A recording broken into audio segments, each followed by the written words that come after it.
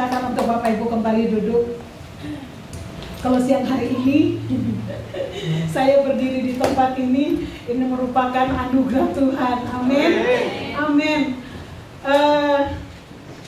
Beberapa waktu yang lalu, minggu kemarin, tiba-tiba saya dihubungin dari Sekretariat Gereja Pusat.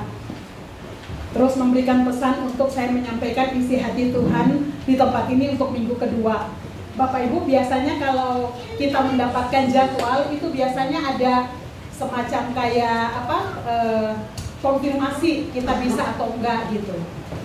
Tapi untuk kali ini sangat berbeda. Saya terima WA, katanya WA-nya nggak usah dibales. Saya di emailnya bilang selamat melayani. Artinya saya nggak dikasih waktu untuk negosiasi, untuk saya nggak bisa. Tapi saya percaya ya Bapak Ibu, pagi hari ini firman Tuhan ini sudah disampaikan dengan sangat luar biasa oleh Bapak Gembala. Yang buat saya deg-degan, yang membuat saya merasa bahwa ini lebih daripada saya mau ujian sarjana pada waktu yang lalu. Karena pagi hari Bapak Gembala, firman ini Bapak Gembala sampaikan dengan begitu luar biasa. Dan siang hari saya disuruh sampaikan kebenaran firman Tuhan yang sama. Tapi saya percaya ya Bapak Ibu, kalau ini kan pekerjaan Tuhan. Kalau boleh memilih untuk berdiri di depan, saya pun mungkin gak akan mau ya. Karena saya sangat menyadari bahwa kalau kita menghadapi pekerjaan itu sangat berbeda. Kalau saya disuruh presentasi, mungkin akan jauh lebih antusias dan gak deg-degan ya, ketimbang saya disuruh untuk membawakan kebenaran firman Tuhan. Tapi saya percaya satu hal, kita dipercayakan semuanya, gak ada yang kebetulan. Amin. Amin. Sekalipun yang menyampaikan firman Tuhan tadi pagi adalah Bapak Gembala, orang yang sama yang mengikut siang hari ini pun saya percaya ada berkat tersendiri yang didapatkan melalui ibadah kedua ini. Amin. Amin. Nah, hari ini saya akan bawakan serial dari khotbah Bapak Gembala untuk bagian yang keempat, dikatakan Walking with God. Judulnya itu apa? Kerja dan kerja. Kalau kita dengar kata kerja, kira-kira yang langsung ada di dalam pikiran kita siapa Bapak Ibu? Ibadah satu kan gak usah spill, yang ibadah dua aja. Kira-kira siapa Bapak Ibu? Bapak Jokowi. Nah, Bapak Ibu di dalam serial yang keempat ini tentang bagaimana kita berjalan dengan Tuhan, khususnya itu kita akan bicara tentang soal kita bekerja. Nah, Tuhan sebenarnya sangat rindu untuk memberkati setiap kita. Amin. Amin. Tetapi ada beberapa hal yang harus kita lakukan di dalam kehidupan kita. Loam, tolong yang tong itu ya Loam ya. Dikatakan bahwa ada 8 kekuatan untuk kita memperoleh kekayaan atau kita memperoleh berkat. Kita buka dulu di dalam firman Tuhan di dalam Ulangan 8 ayat 18.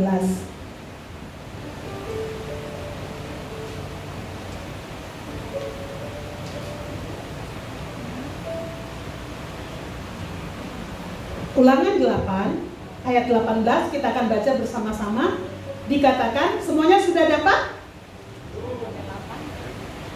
Ulangan 8 ayat 18.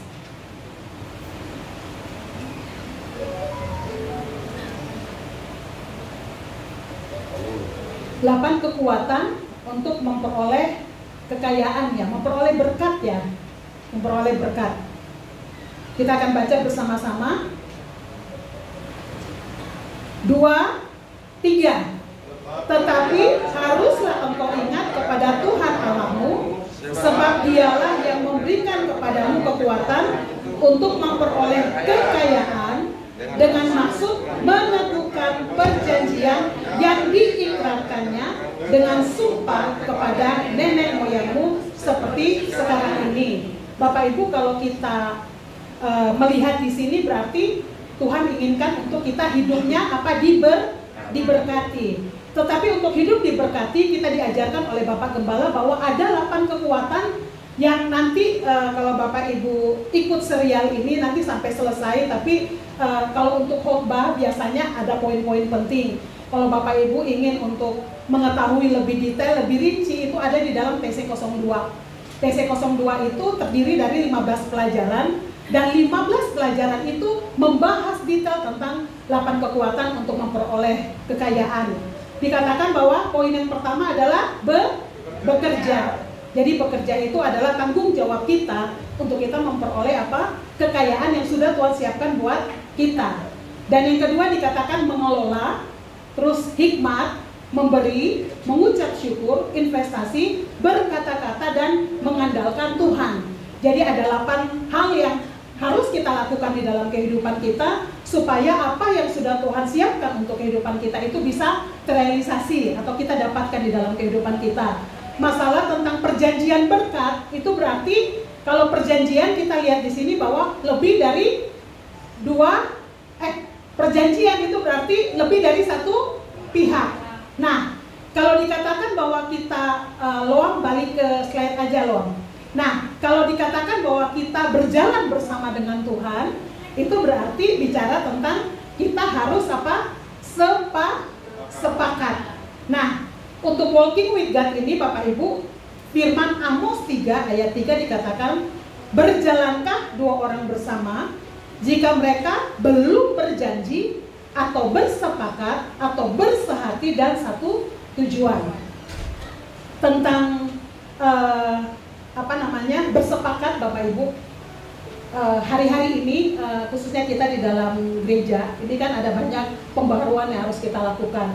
Ya khususnya di dalam area-area pelayanan, kebetulan untuk saat ini saya memegang untuk dewasa muda atau next gen. Nah, untuk kita bisa melakukan hal yang lebih baik jauh ke depan, nggak mungkin saya bekerja sendiri. Saya membutuhkan tim, saya membutuhkan teman-teman. Tapi untuk membuat tim supaya kita bisa berjalan bersama, kita bisa berjalan bergandengan, kita bisa berjalan satu tujuan, itu saya membutuhkan komitmen dari teman-teman, Bapak Ibu. Ya, karena kalau dikatakan bahwa kalau kita nggak bersepakat, kalau kita nggak satu tujuan, pasti di tengah-tengah jalan kita akan bubar. Begitu juga Bapak Ibu dengan Tuhan ya. Saya ingat kalau dikatakan soal perjanjian, kehidupan sehari-hari saya itu, saya selalu berhubungan dengan yang namanya perjanjian. Ini saya bawa nih contohnya. Ini namanya form perjanjian jasa pemasaran. Ini contoh. Kalau di dalam pekerjaan ya Bapak Ibu, karena saya agent properti jasa pemasaran, itu biasanya saya harus punya perjanjian itu dengan dua pihak. Yang pertama itu dengan owner ya. Jadi pada saat kalau Bapak Ibu mungkin lihat ada iklan Emilia nomor handphone sekian, nah itu berarti dia udah tanda tangan perjanjian ini. Jadi saya bisa memasarkan propertinya. Dan ada perjanjian, ada aturan-aturan yang ownernya harus penuhi dan saya sebagai agent harus penuhi ya Bapak Ibu. Jadi perjanjian itu bisa terjadi kalau ada kesepakatan antara dua pihak ya. Nah, saat kita berjalan dengan Tuhan, Bapak Ibu, itu berarti harus ada kata sepakat. Ya. Sekarang kita akan bahas tentang bagaimana di dalam kehidupan kita sehari-hari, di dalam pekerjaan kita, itu kita harus berjalan bersama dengan Tuhan.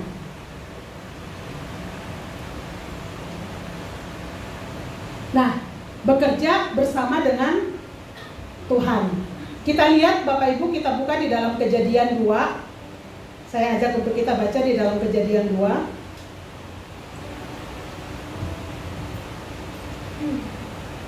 Ayat 15 sampai dengan ayat 17.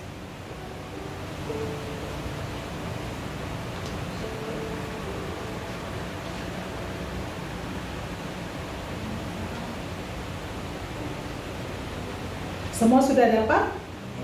Kita baca bersama-sama.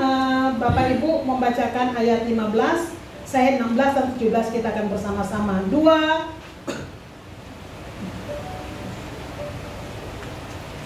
3.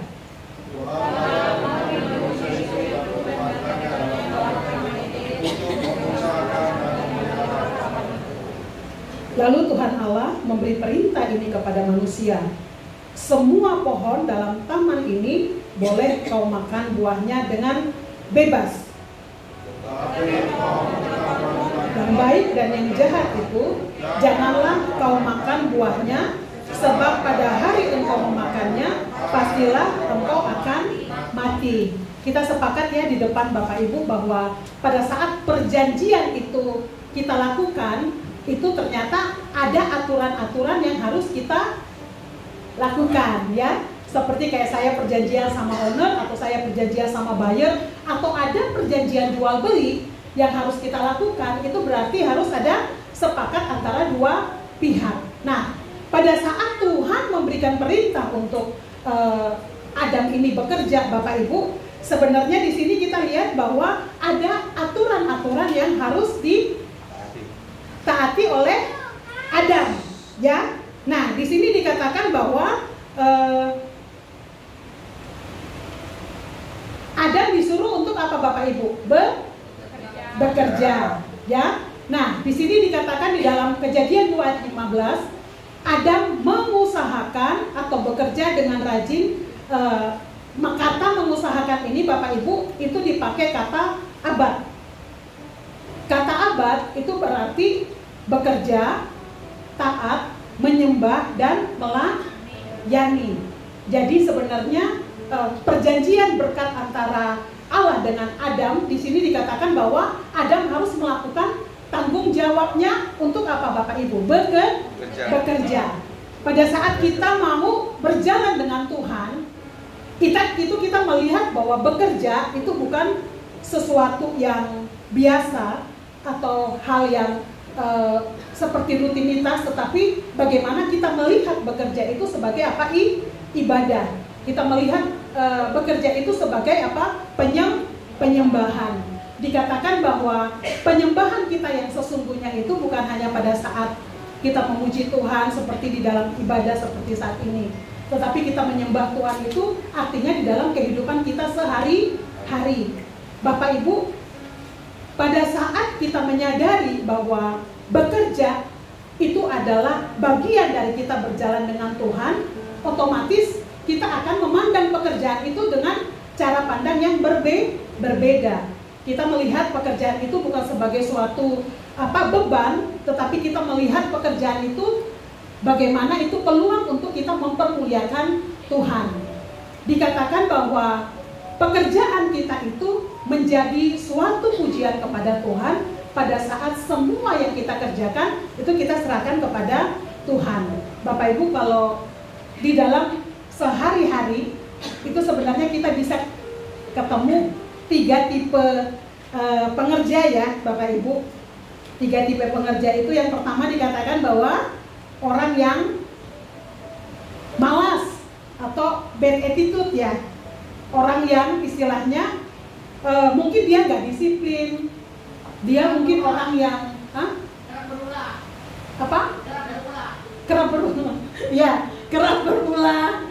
Mungkin dia orang yang melakukan pekerjaannya tuh seenaknya, seadanya aja. Maksudnya dia tidak melakukan secara maksimal. Biasanya kalau orang melakukan pekerjaan yang nggak maksimal, pada saat ada masalah atau PHK, kira-kira yang paling dulu diselesaikan siapa? Orang yang pertama ya. Terus ada tipe pengerja yang dikatakan bahwa orang yang rajin. Orang yang rajin itu dia Kristen atau non-Kristen pasti akan mendapatkan gaji, hasil. Artinya kalau kita kerja keras Bapak Ibu, mau siapapun dia, mau agama apapun dia, pasti dia akan mendapatkan hasil. Saya melihat ya Bapak Ibu di dalam pekerjaan, khususnya di Century ya, saya punya teman-teman yang kadang-kadang saya lihat itu mereka tuh benar-benar luar biasa banget ya, bukan orang percaya ya Bapak Ibu. Maksudnya mereka teman-teman yang kerjanya itu kadang-kadang kayaknya saya udah segini aja, saya udah ngos-ngosan banget. Tapi mereka jauh lebih, dan closingnya mereka itu tuh kayak minum air closingnya. Ini closing, itu closing ya seperti itu. Tapi ya karena memang mereka melakukannya seperti itu Bapak Ibu. Jadi hasil yang kita istilahnya mereka melakukan bagian mereka dan hasil itu pasti ada. Dan semua teman-teman juga bisa lihat ya, untuk teman-teman yang di kantor juga seperti sama. Artinya kalau kita melakukan kerjaan kita secara sungguh-sungguh, hasil itu siapapun pasti akan dapatkan. Dan tipe pengerja yang ketiga dikatakan bahwa ini yang Tuhan mau di dalam kehidupan kita. Maksudnya perjanjian untuk kita berjalan bersama dengan Tuhan. Artinya Tuhan mau pada saat kita bekerja, kita melibatkan Tuhan. Pada saat kita melibatkan Tuhan, Bapak Ibu, dikatakan bahwa masalah apapun yang ada, kita pasti akan kuat untuk lewati. Karena kita percaya bahwa karena kita melibatkan Tuhan, Tuhan memimpin kita, Tuhan menuntun kita, otomatis di dalam pekerjaan kita, mau serumit apapun permasalahan, kita yakin pasti akan ada jalan keluar. Dan pada saat kita melibatkan Tuhan di dalam kehidupan kita, apakah semuanya bisa berjalan dengan baik dan kita langsung mendapatkan hasil yang seperti kita inginkan? Belum tentu. Kadang-kadang Tuhan izinkan proses demi proses kita harus lewati di dalam kehidupan kita. Tapi satu yang kita percaya bahwa pada saat kita melibatkan Tuhan, seberapapun besar hasilnya yang kita dapatkan, semua itu mempermuliakan Tuhan. Dan kita sadar atau nggak sadar, Bapak Ibu, dimanapun saat ini Tuhan sedang tempatkan kita untuk bekerja. Untuk adik-adik saya, untuk dewasa muda yang saat ini sedang bekerja di pabrik, ingat, integritas kita itu terlihat pada saat kehidupan kita sehari-hari yang tunjuk-tunjuk di belakang, nanti dipanggil maju ke depan loh. Artinya apa? Kerohanian kita itu bukan pada saat kita ada di mimbar ya, tetapi kerohanian kita, siapa Tuhan kita itu pada saat orang melihat cara bekerja kita. Dan pada saat kita katakan bahwa pekerjaan kita itu kita dedikasikan untuk Tuhan, otomatis banyak hal yang mungkin kita akan jatuh atau kita akan terjerumus. Tapi pada saat kita ingat bahwa hal ini untuk memuliakan Tuhan, kita tetap memilih untuk berjalan di dalam kebenaran firman Tuhan. Ya Bapak Ibu, di sini dikatakan bahwa tangan yang lamban membuat miskin, tetapi tangan orang rajin menjadikan kaya. Tadi ada 3 level ya Bapak Ibu. Kalau yang lamban, yang males itu ya level paling rendah. Saat ada PHK dia pasti udah selesai lebih dulu ya. Tangan orang rajin menjadikan kaya. Orang rajin di sini nggak cuma ngomong orang yang percaya sama Tuhan Yesus, tetapi semua orang yang rajin dikatakan akan kaya. Nah, pada saat kita melakukan perjanjian kerjasama dengan Tuhan, berapa persen modal Tuhan di dalam kehidupan kita? Tadi kita lihat Adam. Pada saat Tuhan tempatkan Adam di Taman Eden, itu semua pohon udah ada, semua air udah ada, semua yang dia butuhkan udah ada. Bahkan bukan dari tanam pohon kecil, tetapi pohonnya udah langsung berbuah Bapak Ibu. Itu modal Adam berapa? Ibadah 2. Modalnya berapa? Gak ada modal gimana? Modalnya dari Tuhan berapa? 100%. Modalnya Adam berapa? Modalnya Adam? 0. Saya ingat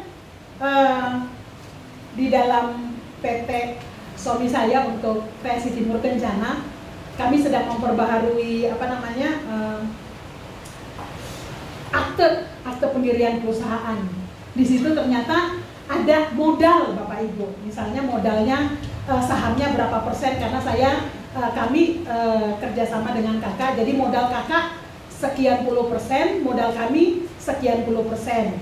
Kalau pada saat ada laba itu berarti bagian kakak sekian persen, bagian kami sekian persen. Nah, tapi kalau misalnya punya Tuhan 100%, punya kita 0%, pada saat ada laba berapa Bapak Ibu? Pada saat laba semuanya untuk siapa? Yakin?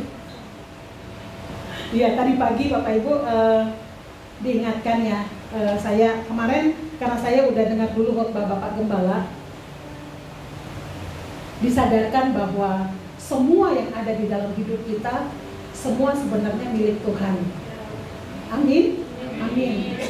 Kayak oksigen yang kita hirup saat ini milik Tuhan, dari Tuhan. Karena di dalam khotbah Bapak itu Bapak bilang bahwa coba googling kira-kira kita per hari itu habisnya kira-kira berapa liter ya, 2.800-an kalau nggak salah. Terus ada kali kalau misalnya sehari itu kita habis itu sekitar berapa ya, pokoknya 18 juta atau berapa ya, 30 hari itu istilahnya jatuhnya tadi dikatakan bahwa 5M. Ada yang hasilnya itu kalau dalam 30 hari itu untuk satu orang 5,5, tapi angkanya nggak akan jauh dari situ Bapak Ibu. Kalau misalnya kita disuruh bayar oksigen 5,5, kita mampu nggak? Mampu? Itu baru oksigen ya, belum yang lain. Kita masih bisa lari-lari. Terus yang bekerja di dalam tubuh kita, organ-organ tubuh yang kita nggak perlu perintah, dia bisa lakukan sendiri, itu kan luar biasa ya Bapak Ibu. Bahkan pada saat kita mendapatkan pekerjaan pun, kita bisa mengusahakan bisnis pun, itu dari siapa Bapak Ibu? Dari Tuhan. Tuhan memberikan hikmat, Tuhan yang menolong untuk kita bisa melakukan bagian kita ya Bapak Ibu. Nah, kita balik lagi, tadi dikatakan bahwa pada saat kita berjalan dengan Tuhan, ada perjanjian yang harus kita taati. Istilahnya ada aturan-aturan yang harus kita tepati ya di dalam kehidupan kita. Nah, di sini dikatakan bahwa dalam Kejadian 2 ayat 9 sampai 17 itu Tuhan punya aturan kepada Adam.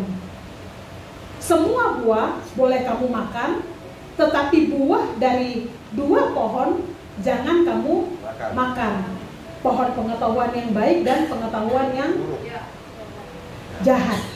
Nah, di dalam hidup kita Bapak Ibu, pada saat kita mau berjalan dengan Tuhan, pada saat kita bekerja, sebenarnya ada aturan-aturan tidak tertulis pun yang harus kita lakukan di dalam kehidupan kita. Saya ingat di dalam kita bekerja Bapak Ibu, kadang-kadang banyak hal yang bisa membuat untuk kita keluar daripada apa yang sebenarnya Tuhan mau Tuhan kerjakan di dalam kehidupan kita. Saya pada saat merenungkan tentang Kejadian 3, manusia pada saat jatuh ke dalam dosa Bapak Ibu, Adam dan Hawa itu kurang dekat apa sih mereka dengan Tuhan? Mereka bisa berbicara langsung dengan Tuhan, tapi toh itu pun mereka bisa jatuh di dalam dosa. Hal ini benar-benar mengingatkan saya bahwa kita di dalam kehidupan kita nggak ada manusia kuat, kita nggak ada manusia super. Kita nggak ada yang kebal dengan dosa. Dosa itu bisa datang dengan berbagai cara di dalam kehidupan kita. Tapi bagaimana kehidupan kita sadari untuk kita berjalan dengan Tuhan, kita harus tetap memilih apa yang Tuhan mau di dalam kehidupan kita.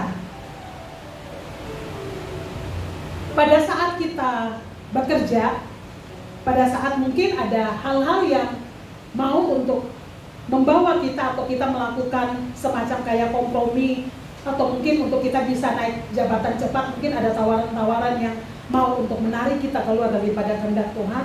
Di situ kita bisa melihat apakah kita masih tetap mau untuk tetap berjalan dengan Tuhan dan harus lewatin berbagai proses, atau kita tetap memilih untuk jalan pintas, untuk kita cepat selesai. Maksudnya mungkin kita karirnya cepat naik tinggi, atau mungkin kita penghasilannya harus segera dapat sebanyak-banyaknya.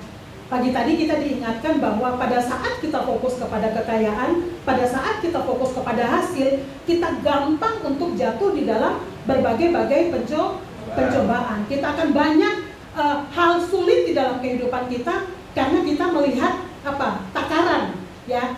Kayak contoh misalnya untuk saat-saat sekarang. Sebenarnya kalau orang bilang sukses itu kalau orang udah Bapak Ibu? Udah kaya. Ya, ini real. Ya, real. Rumahnya di komplek mana, mobilnya apa, terus gajinya berapa, kedudukan jabatannya apa. Nah, itu kalau kita nggak sadar di dalam kehidupan kita bahwa hal-hal itu bisa membawa kita cepat keluar daripada kehendak Tuhan, kita pun bisa lakukan hal yang sama. Sekalipun kita adalah aktivis gereja, pengerja, bahkan mungkin hari Minggu disebut pendeta. Dan ini benar-benar warning juga ya Bapak Ibu untuk saya secara pribadi.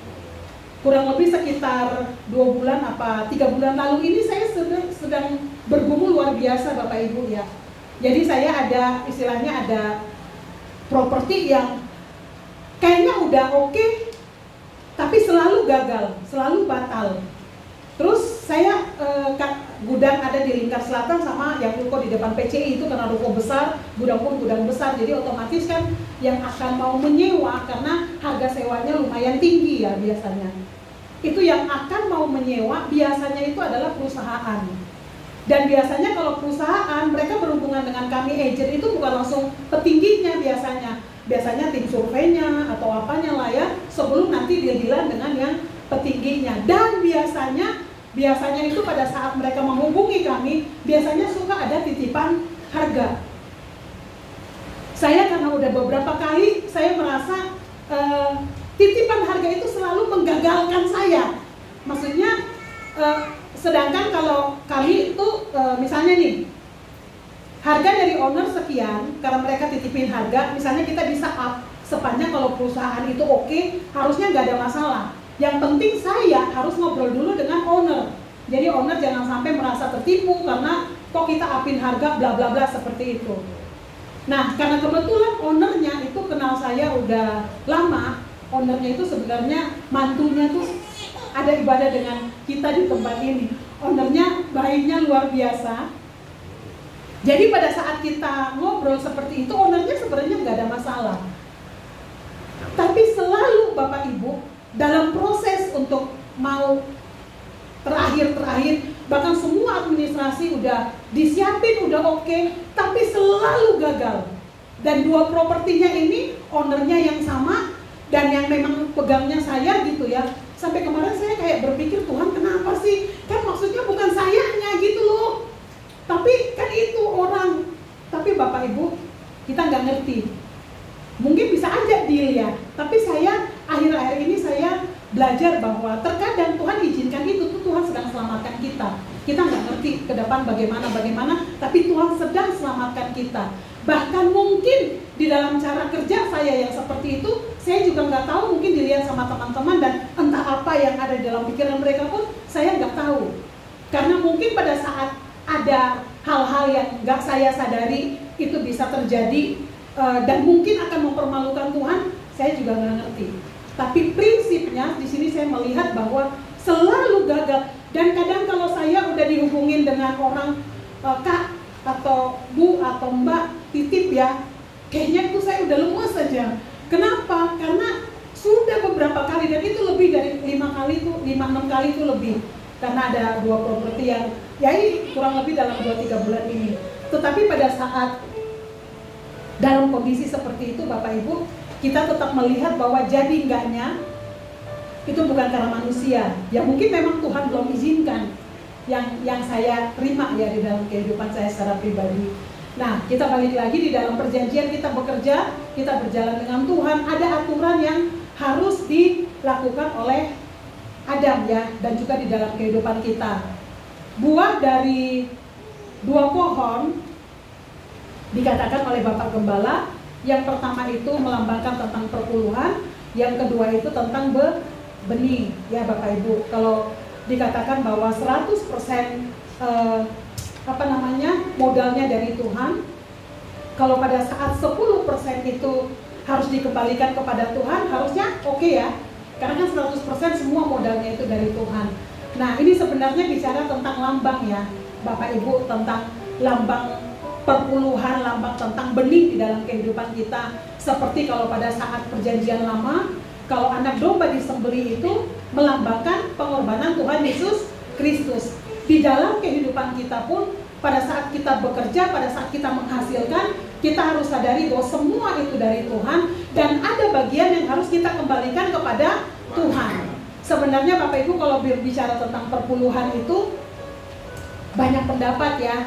Kalau sekarang kayak YouTube sekarang media sosialnya itu udah begitu luar biasa, banyak pendapat tentang perpuluhan dari si A, dari si B, itu banyak sekali Bapak Ibu. Tetapi yang dipegang oleh kita GBIWTC itu perpuluhan itu tetap harus dikembalikan. Bahkan saya ingat pada saat saya kuliah tentang teologi perjanjian lama, dosen saya itu dia dari orang tinggal di Jerman. Dan dia juga mengajarkan bahwa perpuluhan itu sebenarnya itu perjanjian lama dan kita nggak perlu di dalam perjanjian baru.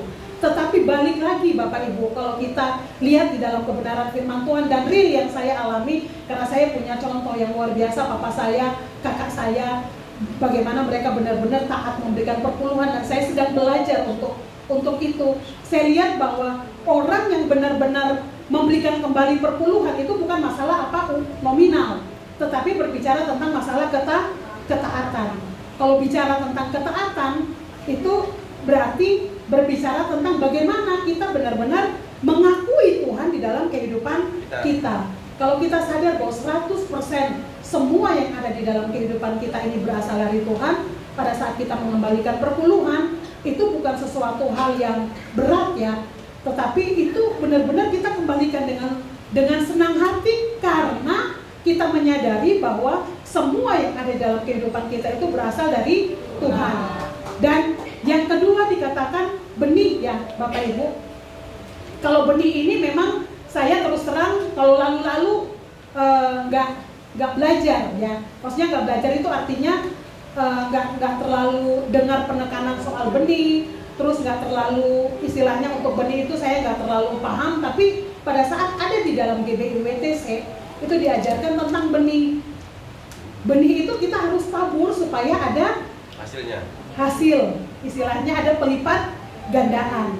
Dan saya merasa bahwa pada saat kita punya istilahnya, pada saat kita mendapatkan istilahnya pendapatan dan kita belajar untuk mengeluarkan yang 10% perpuluhan, 10% benih, saya waktu lalu sempat ngobrol sama suami saya, pokoknya 10% itu dikeluarkan itu untuk benih. Itu artinya kayak pada saat kita mau ada acara-acara kunjungin orang sakit, itu kita nggak usah perlu pikir karena ada dana yang kita gampang ambil untuk kita kasih gitu. Jadi pada saat kita mau memberkati orang, pada saat kayak ada orang-orang yang di sekeliling kita yang mungkin membutuhkan bantuan kita, itu kita nggak susah. Kenapa? Karena itu dananya udah ada sebenarnya. Bahkan kemarin-kemarin saya ada beberapa orang yang istilahnya selalu datang kepada saya dan bilang pinjam.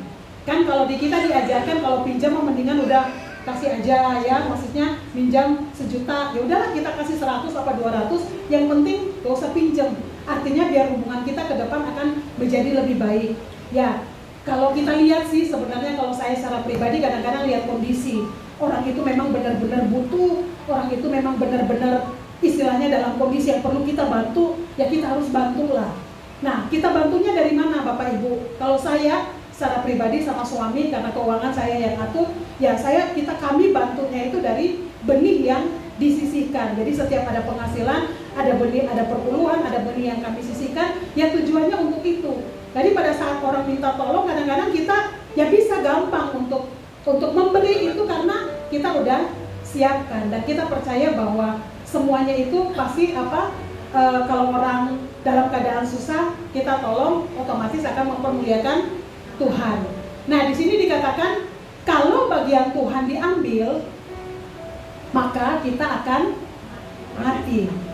Tapi bicara tentang mati di sini bukan berarti kita selesai ya Bapak Ibu, tetapi dikatakan bahwa hubungan kita dengan Tuhan itu otomatis akan putus ya.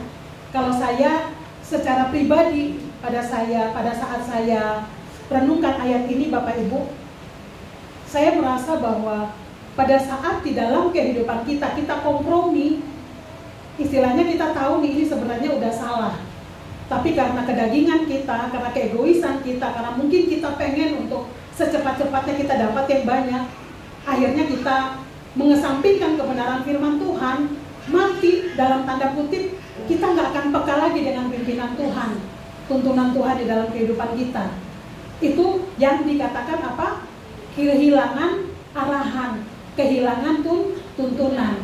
Di dalam hidup kita pada saat kita kompromi lakukan hal-hal yang kita tahu sebenarnya tidak sesuai dengan kehendak Tuhan, itu akan membuat kita jauh dari Tuhan, Bapak Ibu. Nah, di sini dikatakan apa yang mati? Bisnis partnership, perjanjian berkat dengan Tuhan. Jadi pada saat kita gak melakukan apa yang Tuhan inginkan di dalam kehidupan kita masih tetap bisa diberkati. Tadi kan ada poin kedua, orang yang bekerja dengan rajin tetap mendapatkan hasil. Tapi ya segitunya udah.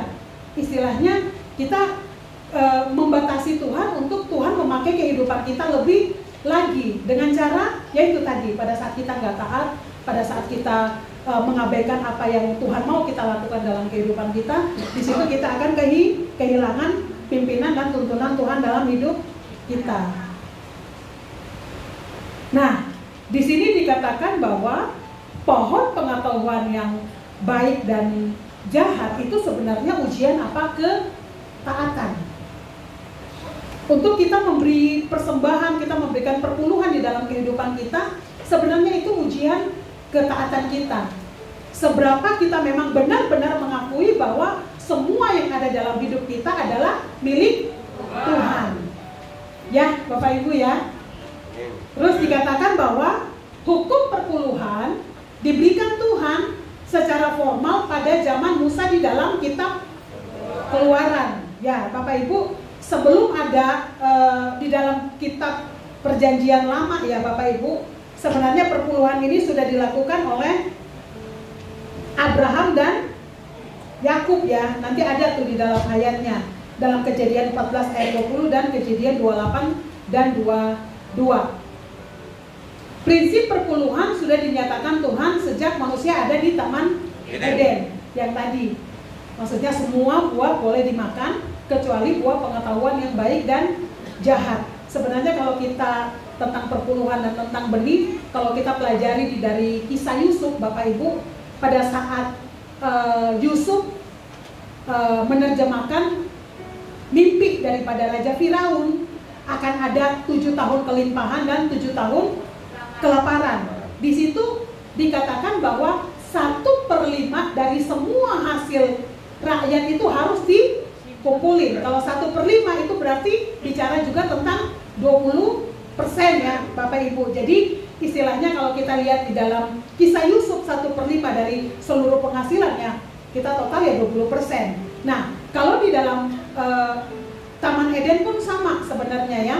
Dikatakan bahwa buah pengetahuan baik dan jahat yang dilambangkan, kalau dalam GBIWTC itu kita, Bapak Gembala mengatakan bahwa apa? Perpuluhan dan benih ya. Terus dikatakan bahwa sebenarnya perpuluhan itu bukan masalah apa? Uang, tetapi itu bicara tentang iman kita kepada Tuhan.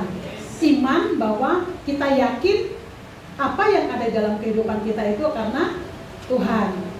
Nah, terus dikatakan bahwa Tuhan gak membutuhkan untuk kita memberi Tuhan uang. Kenapa? Karena semua yang ada di dalam kehidupan kita adalah milik Tuhan. Tetapi saat kita memberi, itu dikatakan bahwa itu adalah langkah untuk kita bertumbuh. Ya Bapak Ibu ya. Karena pada saat kalau kita hitung-hitung kalkulator, saya ingat mungkin sekitar 2 atau 3 minggu lalu saya sempat sharing dengan salah satu di tempat ini, dikatakan bahwa Kak, kalau perpuluhan itu ini begini, tapi kalau dihitung kalkulator istilahnya udah minim lah segala macam. Saya balikin lagi kepada yang bertanya, saya bilang, ya sejauh mana kamu istilahnya mau untuk memberi, ya itu urusan iman kepada Tuhan. Karena kalau kita berhitung kalkulator ya pasti selalu akan kurang. Tetapi pada saat kita mau melangkah dengan iman untuk tetap memberikan perpuluhan di dalam keterbatasan kita, disitulah kita akan melihat Tuhan bekerja secara luar biasa di dalam kehidupan kita, ya Bapak Ibu. Nah, dikatakan bahwa Abraham dan Yakub memberi persepuluhan sebelum hukum persepuluhan diberikan Tuhan secara formal. Nanti Bapak Ibu bisa buka di dalam Kejadian 14 ayat 20 itu Abraham, dan Kejadian 28 ayat 22 itu Yakub. Nah, persepuluhan di dalam perjanjian baru itu ada di dalam Matius 23 ayat 23. Ya Bapak Ibu, di situ dikatakan bahwa kita lihat aja deh di dalam Matius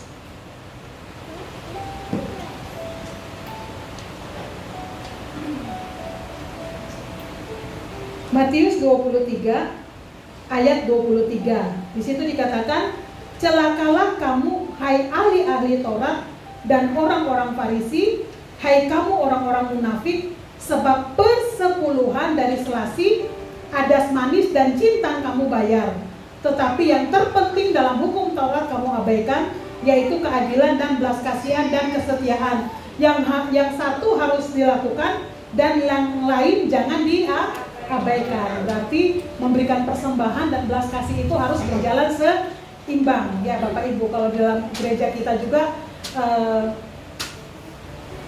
kalau yang sering dilakukan ya di pusat itu kayak untuk ibadah jam 2 siang, ada begitu banyak ratusan orang yang tiap minggu itu menerima sembako, dan dihitung total itu dalam satu minggu bisa keluarin sekitar 1,2 M. Kalau Bapak Ibu bisa nanti dengar sendiri, ada kesaksian ada di YouTube ya, di dalam GBI WTC. Di situ kita lihat bahwa untuk persembahan untuk perpuluhan yang diterima pun semuanya juga dipakai untuk memberkati. Artinya ada belas kasih, ada kasih terhadap orang-orang di sekeliling kita. Kalau bicara tentang perpuluhan Bapak Ibu, mungkin untuk kita di dalam GBI WTC Cilegon, supaya Bapak Ibu tahu bahwa semua persembahan yang masuk, bahkan kayak Bapak Ibu beri di amplop itu semuanya akan masuk di dalam rekening GBI WTC Cilegon. Dan kita untuk pemakaian kita sehari-hari setiap bulan itu kita tuh diatur ya, maksudnya bukan diatur sih, istilahnya kita nggak bisa gampang pakai gitu, harus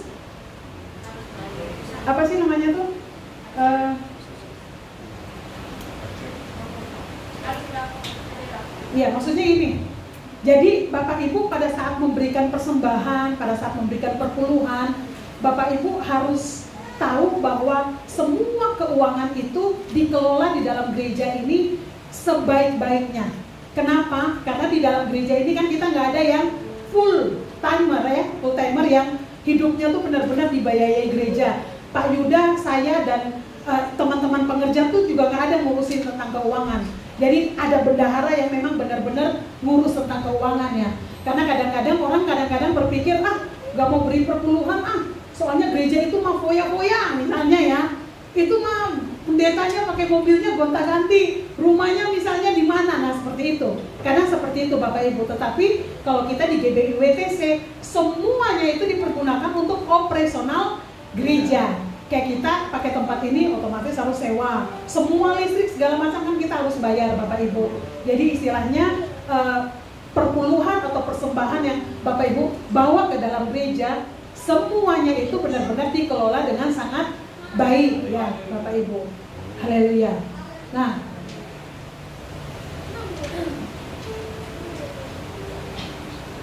tentang kuasa perpuluhan Bapak Ibu ya, ini tentang ketaatan kita untuk memberikan perpuluhan. Dikatakan yang pertama, kita memproklamirkan. Kalau di dalam offline udah nggak ada ya Bapak Ibu, tapi Bapak Ibu bisa catat kuasa perpuluhan yang pertama. Pada saat kita mengembalikan perpuluhan itu, kita memproklamirkan, kita mengembalikan bagian milik Tuhan. Itu dalam Kejadian 2 ayat 15. Terus kemudian dikatakan, kedua, kuasa dari perpuluhan itu partnership dalam bekerja dengan Tuhan akan jalan terus. Dan pada saat kita sadar ya bahwa di dalam pekerjaan kita berjalan dengan Tuhan, biasanya itu akan membuat kita lebih punya benteng untuk kita gak lakukan hal-hal yang tidak sesuai dengan apa yang Tuhan mau di dalam kehidupan kita. Kompromi kotor ya. Kayak contoh misalnya mungkin kayak kita mungkin ada tender atau segala macam, biasanya deal-dealan harus di depan supaya kita mendapatkan tender seperti itu. Nah itu bahaya ya Bapak Ibu. Terus yang ketiga dikatakan kuasa dari perpuluhan, Tuhan akan membackup bisnis partnership antara Tuhan dengan kita. Artinya di dalam pekerjaan kita, Tuhan tahu kebutuhan kita, Tuhan tahu kemampuan kita, seberapa berkat yang Tuhan berikan di dalam kehidupan kita, itu pun akan bisa cukup bahkan lebih pada saat kita mengandalkan Tuhan di dalam hidup kita. Yang keempat dikatakan bahwa menyatakan kuasa dari perpuluhan itu, kita menyatakan bahwa yang memberkati kita adalah Tuhan. Amin. Tuhan Yesus memberkati. Yuk kita bangkit berdiri Bapak Ibu. kita sadari bahwa pekerjaan di dalam kehidupan kita itu adalah wadah yang Tuhan pakai untuk kita mempermuliakan Tuhan di dalam hidup kita.